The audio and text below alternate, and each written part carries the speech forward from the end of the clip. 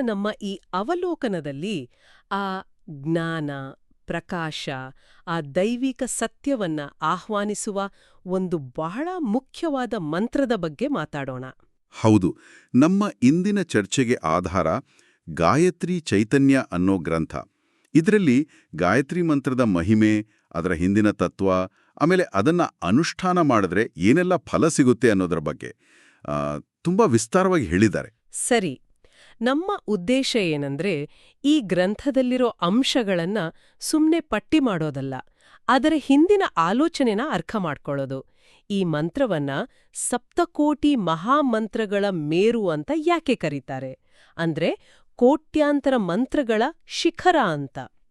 ಹಾಗಾಗಿ ಇದರ ಉಪಾಸನೆ ನಮ್ಮ ಆಧ್ಯಾತ್ಮಿಕ, ಮಾನಸಿಕ, ಆಮೇಲೆ ನಮ್ಮ ದಿನನಿತ್ಯದ ಬದುಕಿನ ಮೇಲೆ ಹೇಗೆ ಪ್ರಭಾವ ಬೀರಬಹುದು ಅಂತ ನೋಡೋಣ.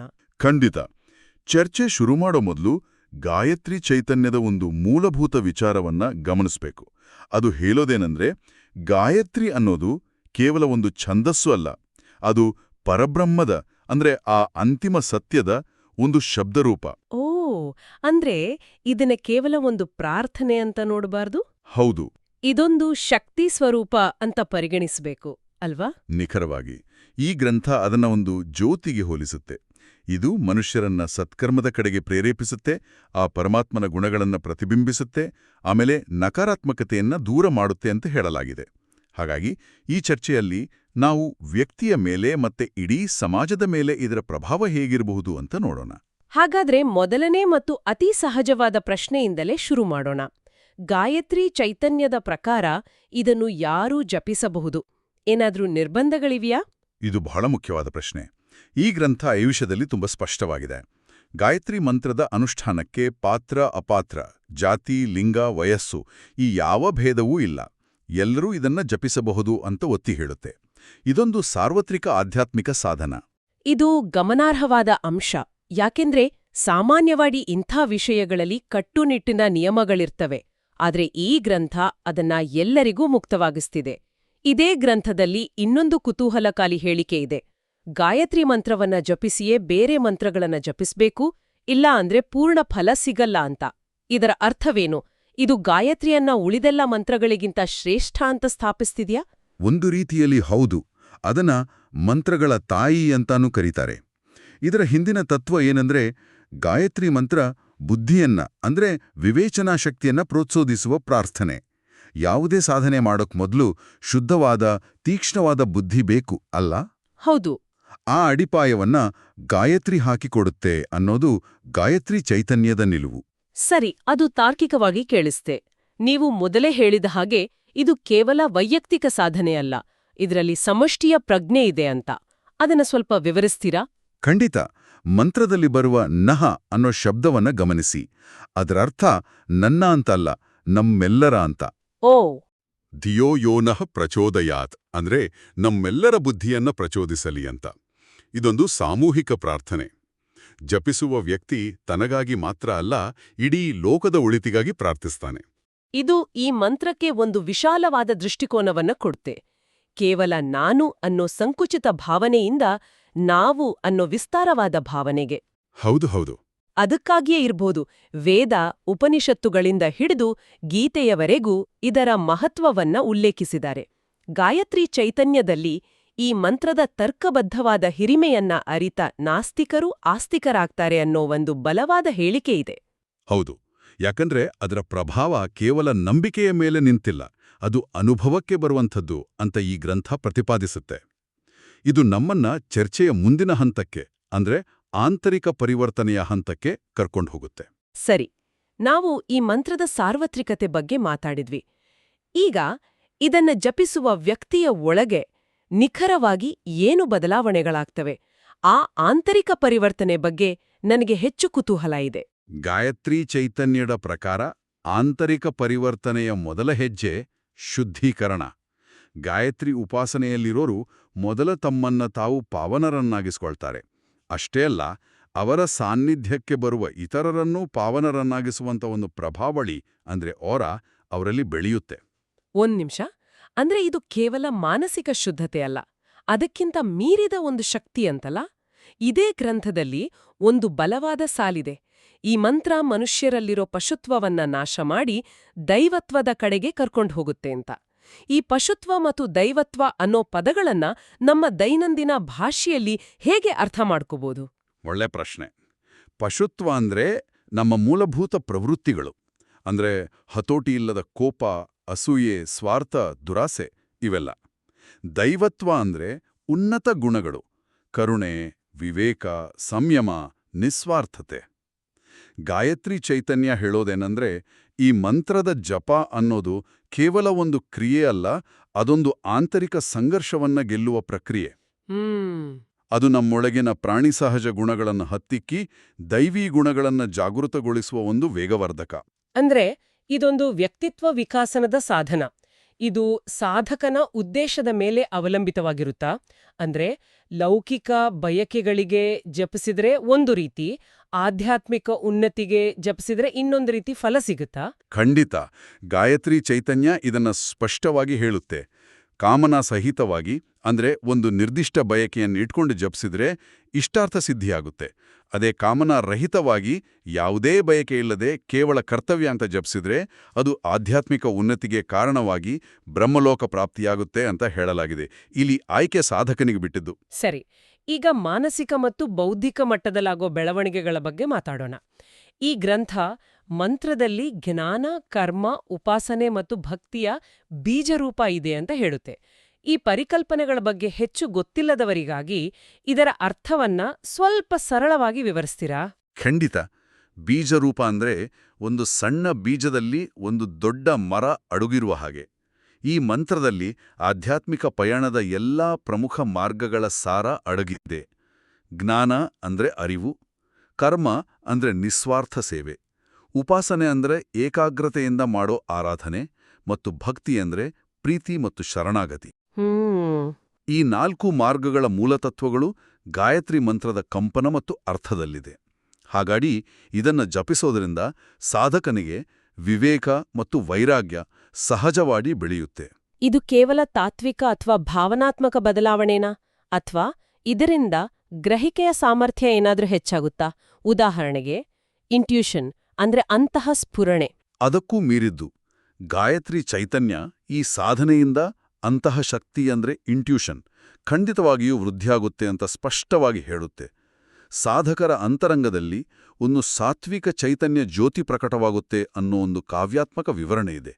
ಇದರ ಅರ್ಥ ಏನಂದ್ರೆ ಮನಸ್ಸು ಸ್ಪಷ್ಟವಾದಾಗ, ಗೊಂದಲಗಳು ಕಡಿಮೆ ಆದಾಗ ಸಹಜವಾಗಿಯೇ ಸರಿಯಾದ ನಿರ್ಧಾರಗಳನ್ನು ತೆಗೆದುಕೊಳ್ಳೋ ಸಾಮರ್ಥ್ಯ ಹೆಚ್ಚಾಗುತ್ತೆ. ಸರಿ. ಇದು ಅಜ್ಞಾನ ಮತ್ತು ಅಸತ್ಯದ ಸಂಕುಚಿತ ವ್ಯಕ್ತಿತ್ವದಿಂದ ನಮ್ಮನ್ನ ರಕ್ಷಿಸುವ ಒಂದು ಆಂತರಿಕ ರಕ್ಷಾ ಕವಚದ ಹಾಗೆ ಕೆಲಸ ಮಾಡುತ್ತೆ. ನಾವು ಆಂತರಿಕ ಪರಿವರ್ತನೆ, ಮಾನಸಿಕ ಸ್ಪಷ್ಟತೆ ಮತ್ತು ಆಧ್ಯಾತ್ಮಿಕ ಬೆಳವಣಿಗೆಯ ಬಗ್ಗೆ ವಿಸ್ತಾರವಾಗಿ ಚರ್ಚಿಸಿದ್ದೇವೆ. ಆದರೆ ನಮ್ಮ ಹೆಚ್ಚಿನ ಕೇಳುಗರು ತಮ್ಮ ದಿನನಿತ್ಯದ ಬದುಕಿನ ಸವಾಲುಗಳನ್ನ ಎದುರಿಸ್ತಿರ್ತಾರೆ. ಹಾಗಾದ್ರೆ ಈ ಗ್ರಂಥದ ಪ್ರಕಾರ ಇದೆಲ್ಲ ಲೌಕಿಕ ಜೀವನಕ್ಕೆ, ನಮ್ಮ ವೃತ್ತಿ, ಸಂಬಂಧಗಳು, ಸಮಸ್ಯೆಗಳಿಗೆ ಹೇಗೆ ಸಹಕಾರಿ? ಇದು ಅತ್ಯಂತ ಪ್ರಾಯೋಗಿಕ ಪ್ರಶ್ನೆ. ಗಾಯತ್ರಿ ಚೈತನ್ಯ ಈ ಮಂತ್ರವನ್ನ ಕೇವಲ ಮೋಕ್ಷದ ಮಾರ್ಗ ಅಂತ ಹೇಳಲ್ಲ. ಅದಕ್ಕೊಂದು ಯುಗಶಕ್ತಿ ಅನ್ನೋ ಪದ ಬಳಸುತ್ತೆ. ಅಂದ್ರೆ ಕಾಲದ ಸವಾಲುಗಳನ್ನ ಎದುರಿಸುವ ಶಕ್ತಿ. ನಮ್ಮ ಕಾಲದ ಕಠಿಣ ಮತ್ತು ಜಟಿಲ ಸಮಸ್ಯೆಗಳನ್ನ ಸರಳೀಕರಿಸಿ ಅದಕ್ಕೆ ಪರಿಹಾರ ಕಂಡುಕೊಳ್ಳೋ ದಾರಿಯನ್ನ ಇದು ತೋರಿಸುತ್ತೆ. ಅದು ಕೇಳೋಕೆ ಬಹಳ ಆಶಾದಾಯಕವಾಗಿದೆ. ಆದ್ರೆ ಅದು ಹೇಗೆ ಕೆಲಸ ಮಾಡುತ್ತೆ? ಯಾವುದಾದ್ರೂ ನಿರ್ದಿಷ್ಟ ಉದಾಹರಣೆಗಳಿವ್ಯಾ? ಹೌದು. ಈ ಗ್ರಂಥದಲ್ಲಿ ಒಂದು ಗಮನಾರ್ಹವಾದ ಹೇಳಿಕೆ ಇದೆ. ನಿಯಮಿತವಾಗಿ ಗಾಯತ್ರಿ ಮಂತ್ರವನ್ನ ಜಪಿಸುವ ಸ್ಥಳದಲ್ಲಿ, ಅಂದ್ರೆ ಆ ಮನೆಯಲ್ಲಿ ಅಥವಾ ಪರಿಸರದಲ್ಲಿ, ಸುಖ, ಸಂಪತ್ತು, ಆರೋಗ್ಯ, ಜ್ಞಾನ, ದಾನ ಮತ್ತೆ ಶಾಂತಿ ನೆಲೆಸುತ್ತೆ ಅಂತ. ಅಂದ್ರೆ ಮಂತ್ರದ ಸಕಾರಾತ್ಮಕ ಕಂಪನಗಳು ಕೇವಲ ವ್ಯಕ್ತಿಯ ಮೇಲೆ ಮಾತ್ರ ಅಲ್ಲ, ಆತ ಇರುವ ಇಡೀ ಪರಿಸರದ ಮೇಲೆ ಪ್ರಭಾವ ಬೀರುತ್ತೆ. ಅಂದ್ರೆ ಇದೊಂದು ಸಮಗ್ರವಾದ ಬದಲಾವಣೆ ತರುತ್ತೆ. ಗಾಯತ್ರಿ ಚೈತನ್ಯದ ಪ್ರಕಾರ ಇದು ಭೋಗ ಮತ್ತು ಮೋಕ್ಷ ಎರಡನ್ನೂ ಒಟ್ಟಿಗೆ ನೀಡುತ್ತೆ ಅಂತ ಹೇಳಲಾಗಿದೆ. ಹೌದು. ಅಂದ್ರೆ ಲೌಕಿಕ ಸುಖ ಮತ್ತು ಆಧ್ಯಾತ್ಮಿಕ ಮುಕ್ತಿ ಎರಡನ್ನೂ ಒಂದೇ ಸಾಧನೆಯಿಂದ ಪಡಿಬೋದು ಅನ್ನೋದು ಇದರ ಪ್ರತಿಪಾದನೆ. ಇದು ಅಪರೂಪದ ಸಮನ್ವಯ. ಹೌದು. ಸಾಮಾನ್ಯವಾಗಿ ಆಧ್ಯಾತ್ಮಿಕ ಮಾರ್ಗಗಳಲ್ಲಿ ಲೌಕಿಕ ಜೀವನವನ್ನ ತ್ಯಜಿಸಬೇಕು ಅನ್ನೋ ಭಾವನೆ ಇರುತ್ತೆ. ಆದರೆ ಈ ಗ್ರಂಥ ಗೃಹಸ್ಥಾಶ್ರಮದಲ್ಲಿದ್ದುಕೊಂಡೇ ತಮ್ಮ ಜವಾಬ್ದಾರಿಗಳನ್ನು ನಿರ್ವಹಿಸ್ತಾ ಆಧ್ಯಾತ್ಮಿಕ ಉನ್ನತಿ ಸಾಧಿಸಲು ಇದೊಂದು ರಾಜಮಾರ್ಗ ಅಂತ ಹೇಳುತ್ತೆ. ಇದರಲ್ಲಿ ಒಂದು ಅತ್ಯಂತ ಆಶ್ಚರ್ಯಕರವಾದ ಅಂಶ ಇದೆ. ಗಾಯತ್ರಿ ಚೈತನ್ಯದ ಪ್ರಕಾರ ಈ ಮಂತ್ರದ ಜಪದಿಂದ ಕಳೆದುಹೋದ ವಸ್ತುವನ್ನ ಮರಳಿ ಪಡೆಯಬಹುದು. ಇದು ಕೇಳೋಕೆ ಸ್ವಲ್ಪ ವಿಚಿತ್ರ ಅನಿಸ್ಬಹುದು. ಇದನ್ನ ಅಕ್ಷರಶಃ ತಗೋಬೇಕಾ ಅಥವಾ ಇದಕ್ಕೇನಾದ್ರೂ ಸಾಂಕೇತಿಕ ಅರ್ಥ ಇದೆಯಾ? ಇದೊಂದು ಕುತೂಹಲಕಾರಿ ಪ್ರಶ್ನೆ. ಆ ಗ್ರಂಥ ಅದರ ಕಾರ್ಯವಿಧಾನವನ್ನ ವಿವರಿಸಲ್ಲ. ಆದರೆ ನಾವು ಅದನ್ನು ಹೀಗೆ ಅರ್ಥ ಮಾಡ್ಕೋಬೋದು. ಒಂದು, ಅದು ಮಂತ್ರದ ಶಕ್ತಿಯ ಮೇಲಿನ ಅಚಲ ನಂಬಿಕೆಯನ್ನು ಸೂಚಿಸಬಹುದು. ಇನ್ನೊಂದು, ಹೆಚ್ಚು ತಾರ್ಕಿಕವಾಗಿ ಯೋಚಿಸೋದಾದರೆ, ಮಂತ್ರದ ಜಪದಿಂದ ಮನಸ್ಸು ಶಾಂತವಾಗಿ ಏಕಾಗ್ರತೆ ಹೆಚ್ಚಾದಾಗ ಮರೆತುಹೋದ ವಿಷಯಗಳು, ಉದಾಹರಣೆಗೆ ವಸ್ತುವನ್ನು ಎಲ್ಲಿಟ್ಟಿದ್ವಿ ಅನ್ನೋದು ನೆನಪಿಗೆ ಬರಲು ಸಹಾಯಕರ ಆಗಬಹುದು. ಹೌದು, ಅದೊಂದು ಸಾಧ್ಯತೆ.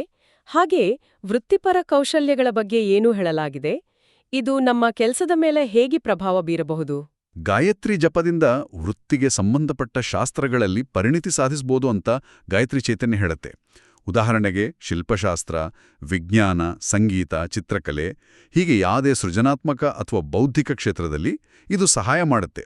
ಬಹುಶಃ ಇದು ಕೂಡ ಏಕಾಗ್ರತೆ, ಸೃಜನಶೀಲತೆ ಮತ್ತೆ ಗ್ರಹಣಾಶಕ್ತಿಯನ್ನ ಹೆಚ್ಚಿಸೋದ್ರಿಂದನೇ ಆಗಬಹುದು. ಹೌದು, ನಿತ್ಯವೂ ನಿಯಮಿತವಾಗಿ ಶ್ರದ್ಧೆಯಿಂದ ಜಪಿಸುವ ಸಾಧಕರಿಗೆ ಇದೇ ಶ್ರೀರಕ್ಷೆಯೇ ಆಗುತ್ತೆ ಅಂತ ಗ್ರಂಥದಲ್ಲಿ ಸ್ಪಷ್ಟವಾಗಿ ಉಲ್ಲೇಖಿಸಲಾಗಿದೆ. ಅಷ್ಟೇ ಅಲ್ಲ, ಪ್ರಯಾಣ ಮಾಡುವಾಗ ಜಪಿಸಿದ್ರೆ ವಾಹನಕ್ಕೂ ರಕ್ಷಣೆ ಸಿಗುತ್ತೆ ಅನ್ನೋ ನಿರ್ದಿಷ್ಟ ನಂಬಿಕೆಗಳನ್ನು ಅದು ಪಟ್ಟಿ ಮಾಡುತ್ತೆ. ಸರಿ, ನಾವು ಇಲ್ಲಿಯವರೆಗೆ ಚರ್ಚಿಸಿದ ಪ್ರಯೋಜನಗಳೇ ಸಾಕಷ್ಟು ವಿಸ್ತಾರವಾಗಿದೆ. ಆದ್ರೆ ಗಾಯತ್ರಿ ಚೈತನ್ಯ ಇಲ್ಲಿಗೆ ನಿಲ್ಲಲ್ಲ. ಅದು ಮಾನವನ ಸಾಮಾನ್ಯ ಅನುಭವವನ್ನ ಮೀರಿದ ಕೆಲವು ಅತೀಂದ್ರಿಯ ಮತ್ತು ಗೂಢ ಶಕ್ತಿಗಳ ಬಗ್ಗೆನೂ ಮಾತಾಡುತ್ತೆ.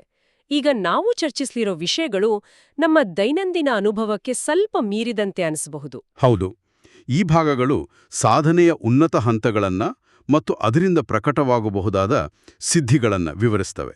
ಉದಾಹರಣೆಗೆ, ಗಾಯತ್ರಿ ಮಂತ್ರದ ನಿರಂತರ ಅಭ್ಯಾಸದಿಂದ ಅಶರೀರ ಪ್ರಯಾಣ ಅಂದ್ರೆ ಅಸ್ಟ್ರಲ್ ಟ್ರಾವೆಲ್ ಮಾಡಬಹುದು ಅಂತ ಹೇಳಲಾಗಿದೆ. ಹಾಗೆ ಅತೀಂದ್ರಿಯ ದೃಷ್ಟಿ ಅಂದ್ರೆ ಸೈಕಿಕ್ ವಿಷನ್ ತೆರೆಯುತ್ತೆ ಅಂತನೂ ಉಲ್ಲೇಖ ಇದೆ. ಇವೆಲ್ಲ ಬಹಳ ದೊಡ್ಡ ಹೇಳಿಕೆಗಳು. ಇಷ್ಟೇ ಅಲ್ಲ, ಇದು ಸಾಧಕನಿಗೆ ಅತಿಮಾನುಷ್ಯ ಶಕ್ತಿ ಅಂದ್ರೆ ಸೂಪರ್ ಹ್ಯೂಮನ್ ಪವರ್ ಪ್ರದಾನ ಮಾಡುವ ಸಾಮರ್ಥ್ಯ ಹೊಂದಿದೆ ಅಂತಲೂ ಹೇಳಲಾಗಿದೆ. ಆದರೆ ಗಾಯತ್ರಿ ಚೈತನ್ಯದ ಒಟ್ಟಾರೆ ಆಶಯವನ್ನ ಗಮನಿಸಿದ್ರೆ ಇವುಗಳನ್ನ ಕೇವಲ ಪವಾಡಗಳು ಅಂತ ನೋಡೋದಕ್ಕಿಂತ ಪ್ರಜ್ಞೆಯ ವಿಕಾಸದ ಹಂತಗಳು ಅಂತ ಪರಿಗಣಿಸೋದು ಹೆಚ್ಚು ಸೂಕ್ತ. ಮೈಲಿಗಲ್ಲುಗಳು ಅಂತ. ಹೌದು, ಆಧ್ಯಾತ್ಮಿಕ ಪಯಣದ ಮೈಲಿಗಲ್ಲುಗಳು. ಆದರೆ ಅವೇ ಅಂತಿಮ ಗುರಿಯಲ್ಲ. ಹಾಗಾದ್ರೆ ಇದರ ಹಿಂದಿನ ತತ್ವವೇನು?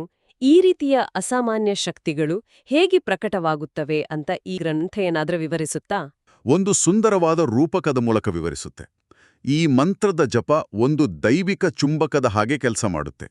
ಅದು ಸಾಧಕನ ಚೇತನವನ್ನ ಅದರ ಮೂಲವಾದ ಪರಬ್ರಹ್ಮ ತತ್ವದತ್ತ ನಿರಂತರವಾಗಿ ಸೆಳೆಯುತ್ತೆ. ಈ ಸೆಳೆತದ ಪಯಣದಲ್ಲಿ ಪ್ರಜ್ಞೆ ವಿಸ್ತಾರವಾಗ್ತಾ ಹೋದಾಗೆ ಅದರ ಸುಪ್ತ ಸಾಮರ್ಥ್ಯಗಳು ಜಾಗೃತಗೊಂಡು ಈ ರೀತಿಯ ಸಿದ್ಧಿಗಳು ಸಹ ಸಹಜವಾಗಿ ಪ್ರಕಟವಾಗಬಹುದು. ಇದು ವಿಧಿಯ ಮೇಲೂ ಪ್ರಭಾವ ಬೀರಬಲ್ಲದೆ? ಅಂದ್ರೆ ನಮ್ಮ ಪ್ರಾರಬ್ಧ ಅಥವಾ ಹಣೆಬರಹವನ್ನ ಇದು ಬದಲಾಯಿಸಬಲ್ಲ ಶಕ್ತಿ ಹೊಂದಿದೆಯಾ? ಇದು ಬಹಳ ಆಳವಾದ ತಾತ್ವಿಕ ಪ್ರಶ್ನೆ.